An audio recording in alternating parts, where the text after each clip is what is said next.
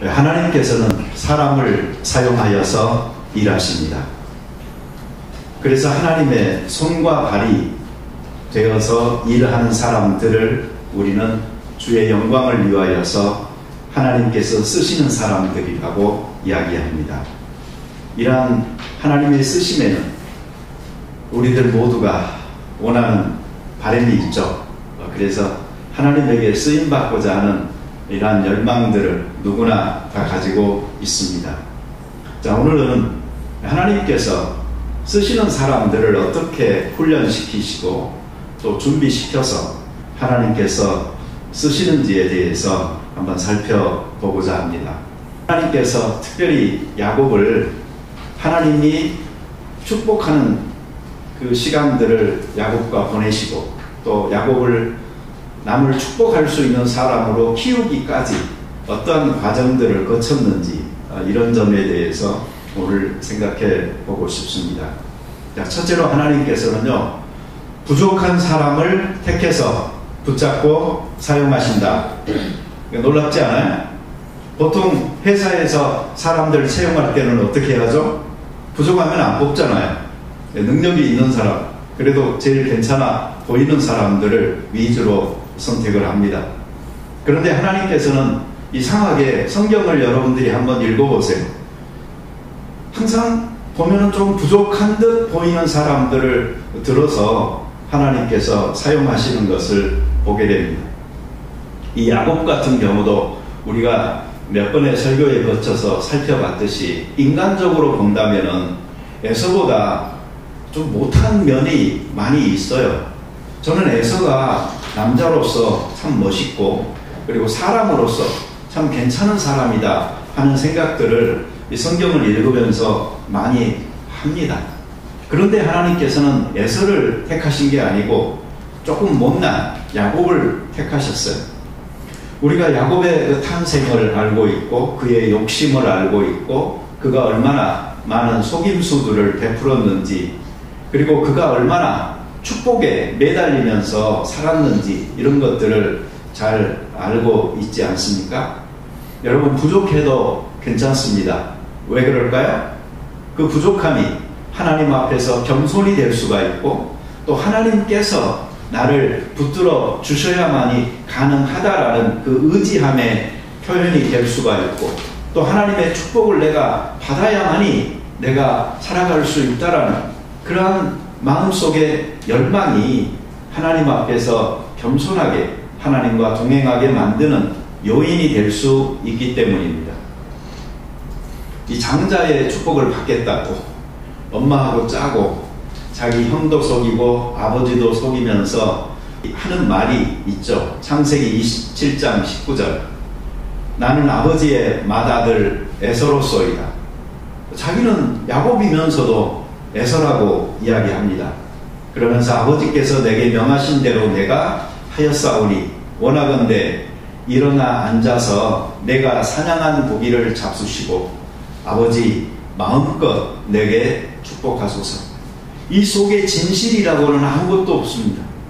단지 내게 축복하소서라는 그 한 가지 목적을 위해서 온갖 거짓들이 지금 여기에 다 모여 있고 그리고 야곱은 심지어는 야곱이 아닌 에서라고 속이면서까지 그렇게 아버지의 축복을 간절하게 지금 구하고 있는 것입니다.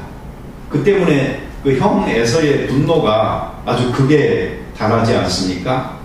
그래서 동생을 죽이기로까지 결심을 하고 그가 창세기 27장 41절에 보면은 자기 심중에 이르는 말이 있습니다.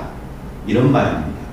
아버지의 곡할 때가 가까웠음즉 내가 내 아우 야곱을 죽이리라.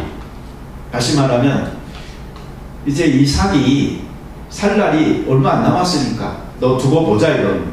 아버지가 세상 뜨게 되면은 내가 너를 반드시 죽이겠다 하는 그 마음의 결심까지 하고 에서가 이 동생에 대한 분노를 감추지 못하고 있는 것이죠. 근데 여기 이 순간에도요 굉장히 분별력이 있는 거예요. 에서의 입장에서 아버지 앞에서 내가 함부로 행할 수 없다. 어떻게 보면 아버지도 밉잖아요. 자기가 아니고 야곱을 축복을 해버렸으니까. 그럼에도 불구하고 아버지 살아계실 때까지는 내가 가만히 놔두겠다. 그러나 아버지 돌아가신 뒤에 너 보자 라고 그 순간에도 이야기할 정도면은 이 에서가 굉장히 자기 그 분별력이나 배려심이 있는, 그래서 인간적으로는요 조금 더 멋진 사람인 것입니다. 그런데 하나님께서는 이런 에서가 아니고 부족한 야곱을 선택하셨어요.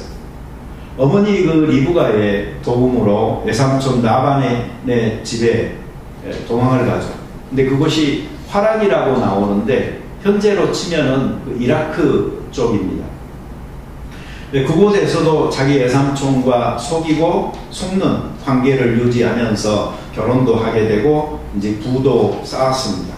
그렇지만 그 마지막에 결국은 또 어떻게 됐죠? 외삼촌의 집에서 도망 나왔잖아요.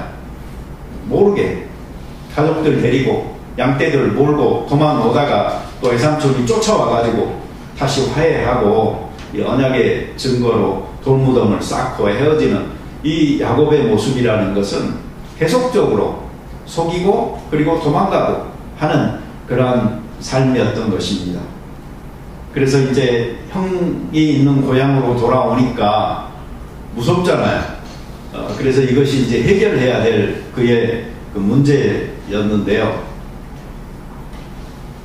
하나님의 사자와 씨름을 하면서도 내게 축복해 주소서, 그래야 내가 되겠다라고 또 매달리죠. 그래서 결국 그 축복을 또 바꿔야만은 굉장히 고집이 세고 또 어떻게 보면 열정적인, 자기 원하는 것은 수단과 방법을 안 가리고 기필코 쟁취하는 그런 그 사람이라고 볼 수가 있습니다. 여러분, 요즘 저를 보시면 제가 조금 이런 모습이 좀 없죠. 근데 저 옛날에 이랬어요. 저도 야곱 같은 면이 좀 있었습니다. 제가 전도사였을 때요, 저희 교회 목사님 사모님이 나한테 했던 말이 저는 아직도 기억이 나요. 뭐라고 했냐면, 저 서전사님은 한번 생각하면 끝까지 고집 피워서 해내고야 만다고 그러면서 제발 좀 포기할 때는 좀 하라고, 그 기억이 저한테는 있어요. 그런데 이런 제 모습이 교회 일할 때도요 좀 많이 나타났어요.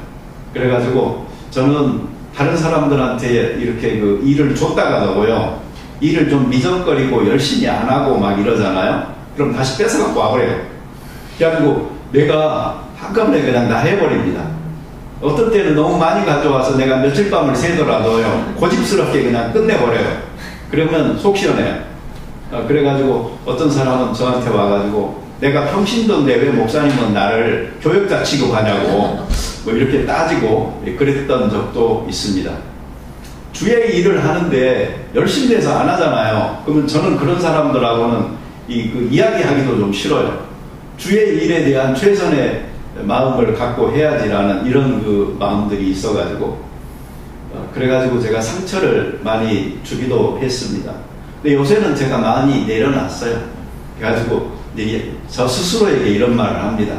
여기가 직장도 아닌데 원래 교회는 이런 거야 라고 생각을 제가 많이 스스로에게 하면서요 이제는 좀 많이 참고 그렇습니다. 근데 이런 제 모습이 진짜가 아닙니다. 이걸 알려고 하면 우리 집사람한테 물어보시면 돼요. 우리 집사람이 얼마나 정직한지 사실대로 다 말을 해주고요. 그리고 친절하게 안 물어보는 것까지도 다 이야기합니다. 그럴 때는 굉장히 신나서 하더라고요. 근데 최근에 제가 그걸 알았어요. 아, 내가 적과 동거를 하고 있구나. 그래가지고 이제는 좀 약점 안 잡히려고요 조심하기도 요새 조금 합니다. 주의 일을 할 때는요 열정이 좀 있긴 있어야 돼요. 지난주에 제가 말씀드렸죠. 왜 베드로, 야고보, 요한 이 세 명의 그 선두 제자 그룹에 있는 사람들이 다 성격이 급하고, 근데 그 시대에 못 배운 어떤 사람들의 특징일 수도 있지만은 바로 그 모습이 하나님 앞에서 충성과 연결될 수가 있는 거예요. 믿음이라는 말 자체가 충성이라는 말과 어원이 같은 말입니다. 예수님께서는요, 지식이 있거나 또 세상에 권세가 있거나 존경받는 사람들을 선택하여서 자기 제자를 안 삼으셨어요. 오히려 예수님께서는 그들의 중심에 있는 단순한 충성의 마음을 보셨던 거예요. 적어도 자기가 이것이 옳구나 라고 믿는 것에 자기의 몸을 던지고 자기 인생을 던질 수 있는 사람들을 선택을 하셨고, 그리고 그 예수님의 선택은 아주 탁월했던 것입니다. 그래서 제자들이 수없이 많은 실수들을 했지만, 그러나 예수가 주님이시다 라는 진리를 깨달은 이후로 그들의 삶은 완전히 그 하나의 충성의 올곧은 길을 가게 되는 것으로 드러나는 것을 볼 수가 있는 것이죠. 지난주에 제가 저 뒤편에다가 서로 세우는 소명 사역이라는 여러분들의 2021년도 그 자원할 수 있는 사역의 그 폼을 만들어서 저기다 놔뒀는데 어디로 가버렸어요.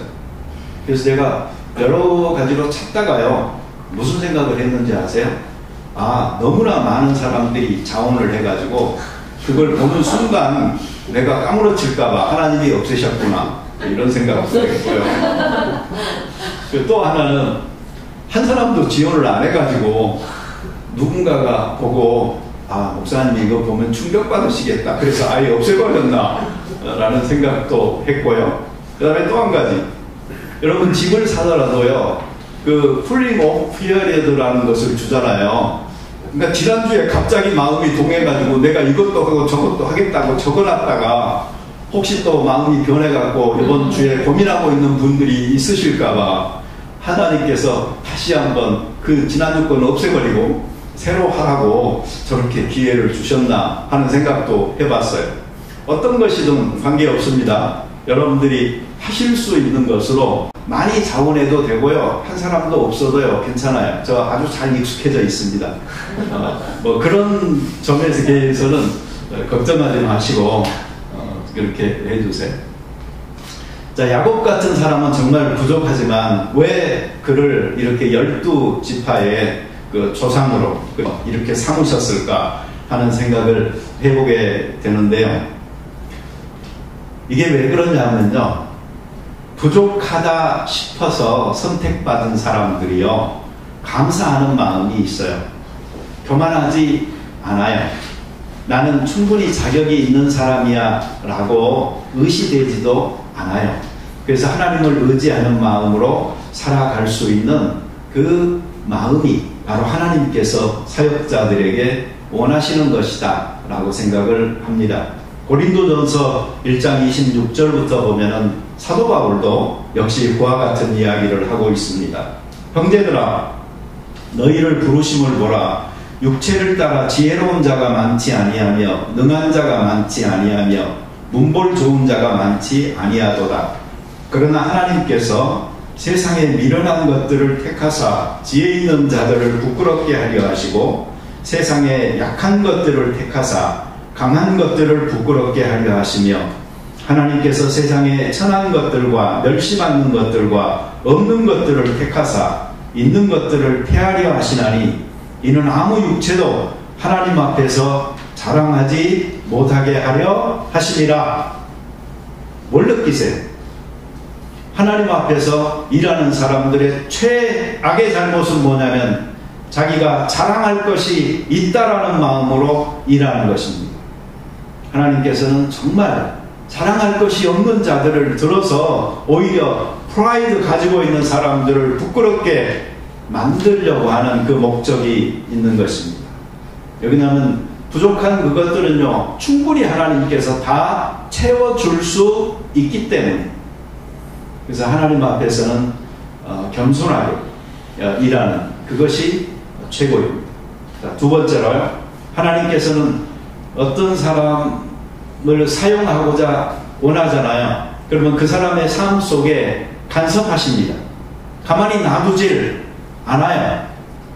뭔가를 보여주시고 뭔가를 말씀하시고, 그래서 반응이 일어날 수 있도록 유도하시고 그에게서 서원이 나올 수 있도록 하시고,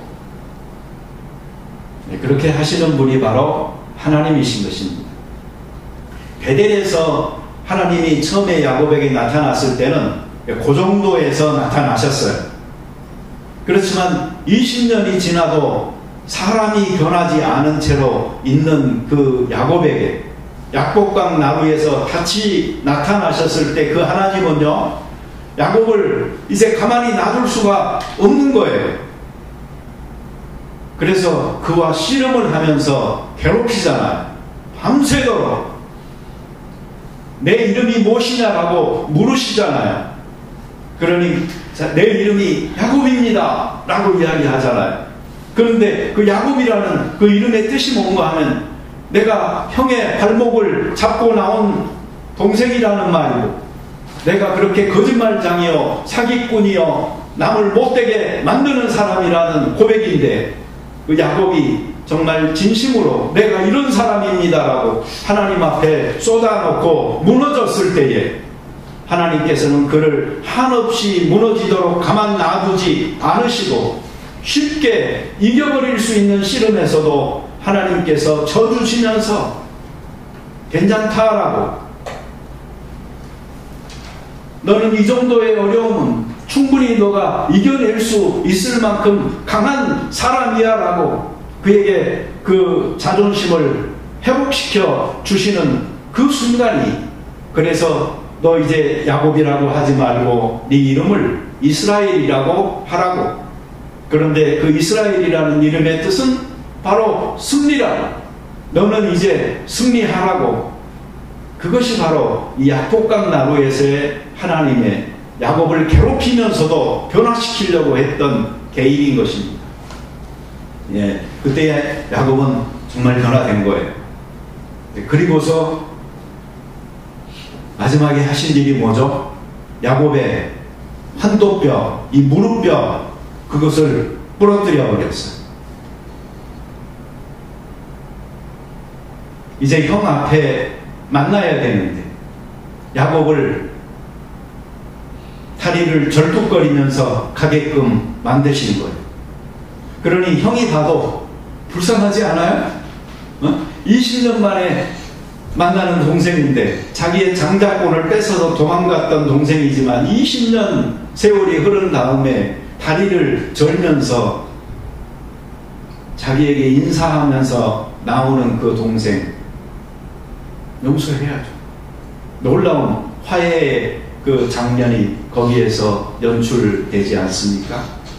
여러분, 하나님께서 누군가를 사용하기를 원하시고 그리고 축복하고자 하실 때에 어쩌면 그 마지막 단계는요, 우리가 끝까지 내 힘으로 서 있으려고 하는 그 자존심마저도 깨뜨려 버리시는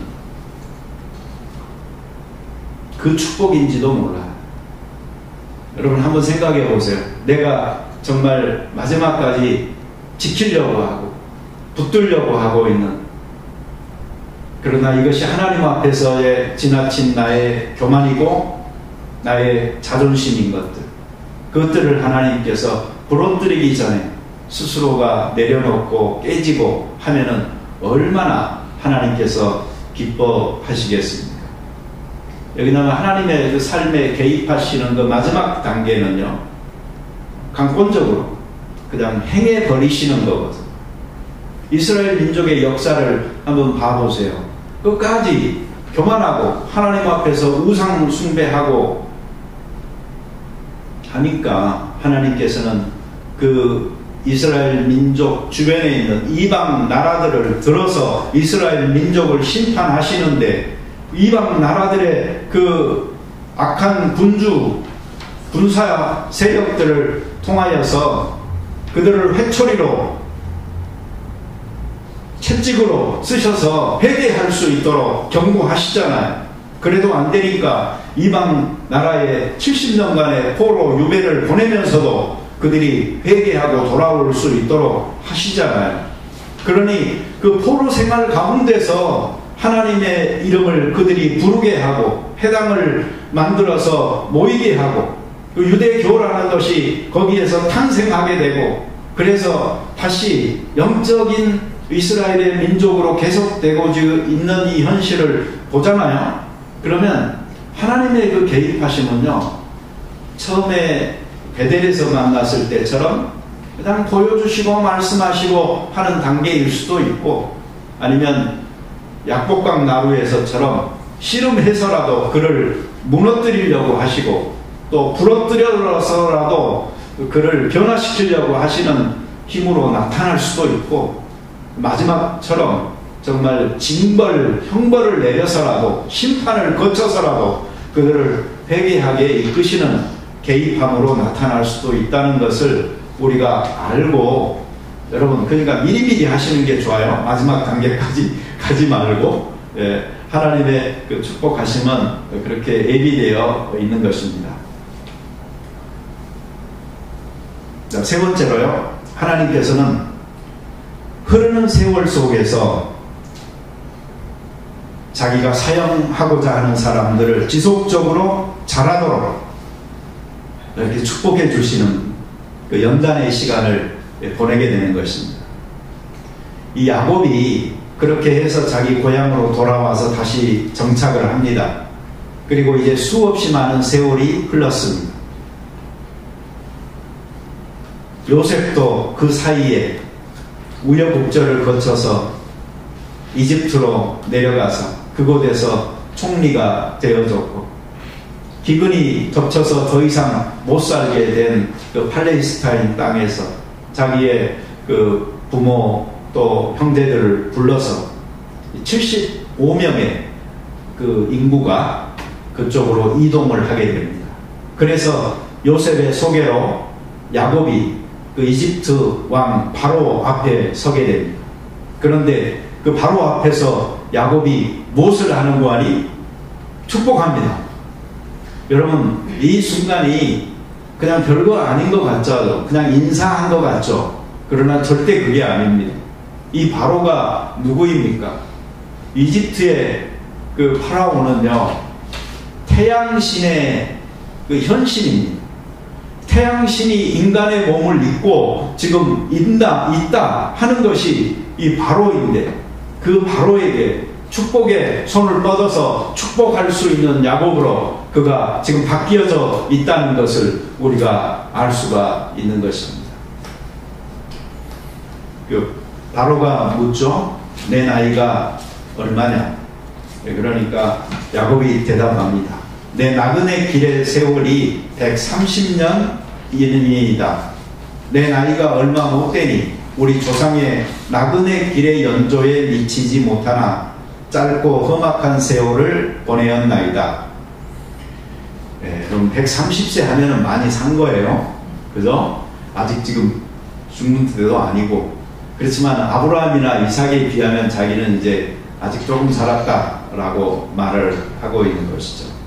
요즘 뉴스에 보면은 한 120 몇 세 살면 뭐 이게 세계 기록 뭐 해가지고 주로 나오더라고요.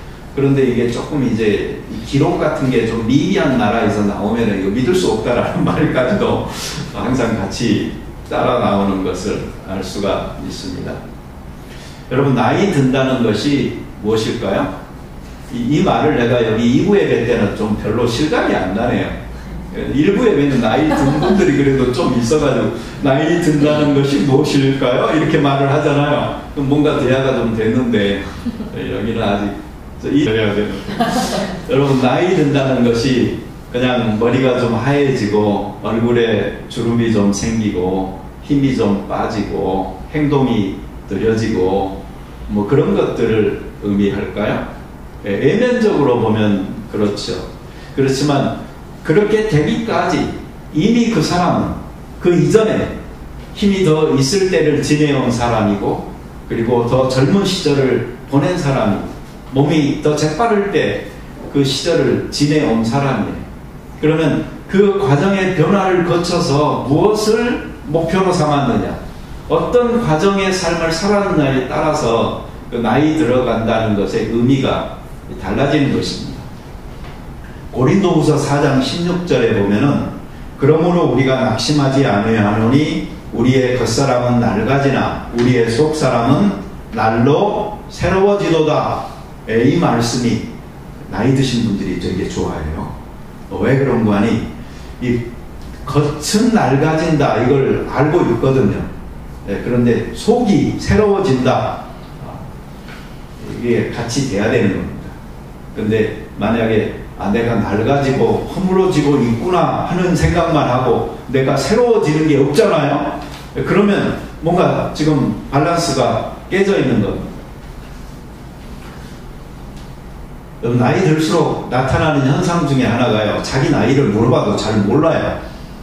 근데 이걸 잊고 싶어서 그러는 것인지 난 처음에 의심을 했거든요. 근데 나도 나이가 들어가면서 보니까요, 그게 아니에요. 정말 자기 나이를 잘 모르게 돼요. 나이는 그냥 숫자에 불과해라고 말을 하면서요, 그냥 무시하게 돼서 그런지도 모르겠어요. 아니면 나이 든 만큼 자기가 성숙하지를 못해가지고 미안한 마음에 그냥 그렇게 되는지도 모르겠어요.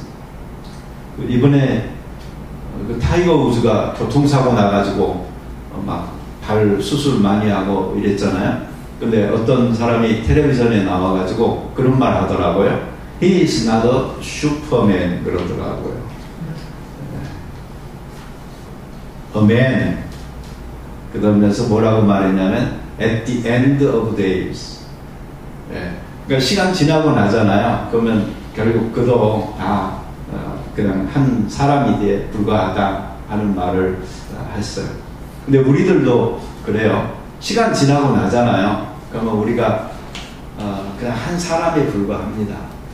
우리 젊었을 때는요, 뭔가를 성취하려고 하는 것에 많이 노력을 집중하죠. 그런데요, 여러분, 이 곡선을 살다 보잖아요. 그러면 알게 돼요. 어느 때인지는 모르겠는데 사람마다 조금씩은 다를 수 있어요. 성취가 중요한 게 아니고, 한번 생각해 보세요. 나이가 들어서도요, 막 뭔가를 성취하려고 욕심부리고 야곱처럼 막 욕심내서 한번 해보세요. 그리고 실제로 나이 드신 분들은요, 제가 보니까 그래요. 성취가 중요하지 않아요. 성취한 게 없어도요, 인생을 살아놓고 그 사람의 성품이 고상하고 존경받을 만하고 사랑이 풍성하고 은혜롭잖아요. 그러면 주변 사람들에게 다 인정받아요. 그러나 아무리 큰 성취를 이뤘다 할지라도 이 성질 고약하고 뭐 이런 사람들은요, 자기 가족들한테도 다 버림받고 이 힘든 것을 알게 됩니다. 그러니 여러분, 이 젊었을 때 너무 성취에만 목말라서 가지 마시고 자기의 하나님 앞에서 서 있는 그 성품과 인격과 예수 그리스도를 닮아가는 삶에 있어서 진전이 좀 이루어질 수 있도록 같이 노력하는 것이 굉장히 소중합니다. 나이 몇 살이냐 그러면 자신있게 몇 살이다 라고 말할 수 있을 정도 돼야 돼요. 그게 부끄러워서 나이 말을 못할 정도 되면 안 됩니다. 나그네 삶이라는 것은 여행객이다는 말이고요, 결국은 돌아갈 본향이 있다라는 말입니다. 그리고 그는 자기 인생을 짧고 험악한 세월을 보냈다라고 이야기를 하죠. 이 험악하다는 것은 어렵다, 어려운 시절을 내가 보냈다 하는 말이고, 결국은 모세의 그 시에도 나오듯이 인생이 70이요 강건함은 80인데 다 지나고 나면은 수고와 슬픔뿐이라고 그 말한 말처럼 우리의 인생에 이런 허무함의 한 자락이 기다리고 있는 것입니다. 야곱처럼 파란만장한 삶을 살더라도요, 도망자의 삶을 청산하고 그리고 고향으로 돌아와 이제는 거짓말장이가 아니고 사기꾼이 아니고 정말 이스라엘 승리자의 이름을 가지고 살아가야 될 때가 있는 것이죠. 우리들에게 이 시간이 너무 뒤늦게 찾아오지 않기를 저는 바랍니다. 그리고 나이 들면서요, 자연스럽게 이런 자기 역할이 바뀌는 것을 알 수 있어요. 지금은 이제 아이들 낳아서 한참 키우고 하시니까 여러분들이 모든 방법을 통하여서 더 많이 노력하고 힘써서 하나라도 우리 자식들에게 더 좋은 것들 해주고 싶고 아마 거기에 이제 온 관심들이 다 집중돼서 있을 거예요. 그런데 이제 이 애들도요, 좀 금방 커요. 조금 있다 보잖아요. 금방 커요. 네. 그러면은 이제 그 남는 게 물질적으로 어떤 혜택이 아니에요. 결국은 이 아이들이 어떤 아이들로 컸느냐가 중요하게 되고요. 나도 어떠한 성품의 인격으로 자랐느냐에 따라 그 성인된 자식들과 다시 관계를 맺게 되는데 그때에 서로가 부끄러움이 없도록 노력하는 거, 그거 참 중요한 것입니다. 네, 마지막으로요. 하나님께서는 자기가 쓰고자 하는 사람들을 축복하시고요. 그리고 그 사람이 남을 축복할 수 있는 단계까지 이끌어 주십니다. 이 바로에게 축복하고 나오는 이 야곱의 당당함을 나오세요. 그리고 창세기 49장에 보면은요, 그의 임종 직전에 모든 자손들을 모아놓고 그가 축복하고, 그리고 그 지팽이에 의지하여서 하나님을 경배하는 그 모습이 그 인생을 정말 멋있게 장식하는 그 모습으로 저에게는 생각이 됩니다. 이스라엘 민족을요, 대명사처럼 일컫는 세 가지 단어가 있습니다. 따라서 해보세요. 야곱아, 이스라엘아, 여수르나. 예, 이게 이스라엘 민족을 다 가리키는 말이거든요. 야곱은 처음에 남의 발목 잡는 거짓말쟁이요, 사기꾼이었어요. 근데 그가 그런 자기를 인정하고 극복했어요. 그래서 승리자가 됐어요. 그런데 이 마지막에 쓰여진 여수론이라는 말은 의로운 자, 옳은 자라는 말이에요. 그러니 이 한 사람, 야곱이라는 사람을 통하여서 하나님께서 어떻게 변화시켜 가셨는가 하는 것을 우리가 알 수가 있습니다. 여러분, 여러분의 인생의 그 마지막 부분에 있어서는 정말 의로운 자, 옳은 자 하나님 앞에 서시게 되기 바라고, 그때에 자기가 보는 모든 사람들에게 자기의 자식이 되어졌던, 손자가 되어졌던, 손자가 되어졌던, 또 그것이 제국을 다스리는 바로 왕이 되어졌던, 축복해 줄 수 있는 그런 넉넉한 사람들이 되실 수 있게 되기를 바랍니다. 하나님께서는 자기를 인정하는 자를 자기를 극복할 수 있도록 해주세요. 그리고 이 극복한 자기가 자기 자신만을 위한 삶이 아니고 남을 축복할 수 있는 단계에 이르기까지 하나님께서는 성장시키기를 원하시는 거예요. 그러니 여러분, 이 인생의 시간 고난이다라고 생각하면서 자기를 그냥 힘들게만 생각하지 말고 하나님께서 나를 만들어가고 계신다라고 생각하시고 그 목적을 가지심으로 말미암아 성취의 시간이 끝나고 성품의 시간이 다가왔을 때에 성경에서 말하고 있는 사역이 중요한 게 아니고 우리의 존재가 하나님 앞에 설 수 있는 그런 우리들 다 될 수 있게 되기를 바랍니다. 같이 기도 드리겠습니다. 하나님 아버지 감사합니다. 우리가 하나님 아버지 앞에서 살아감에 있어서 지금은 야곱처럼 욕심도 많고 뭐든지 내 것으로 삼아서 내가 살려고 하는 그러한 축복을 강구하고 목마른 시절을 보내고 있는지 모릅니다. 이럴 때 우리는 이 모습을 하나님 아버지 앞에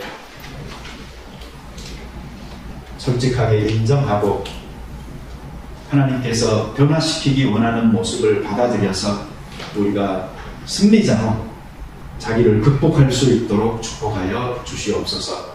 그리고 거기에서 한 번 더 남을 축복할 수 있는 사람들로 변화될 수 있게끔 은혜 베풀어 주셔서 우리 주변에 모여 있는 사람들이 나에게 수탈당하는 사람들이 아니고 오히려 나로 인하여 더 많은 풍성한 복들을 누릴 수 있도록 복의 근원으로서 역할을 할 수 있는 저희들 되게 도와 주시옵소서. 예수님의 이름으로 기도드립니다. 아멘.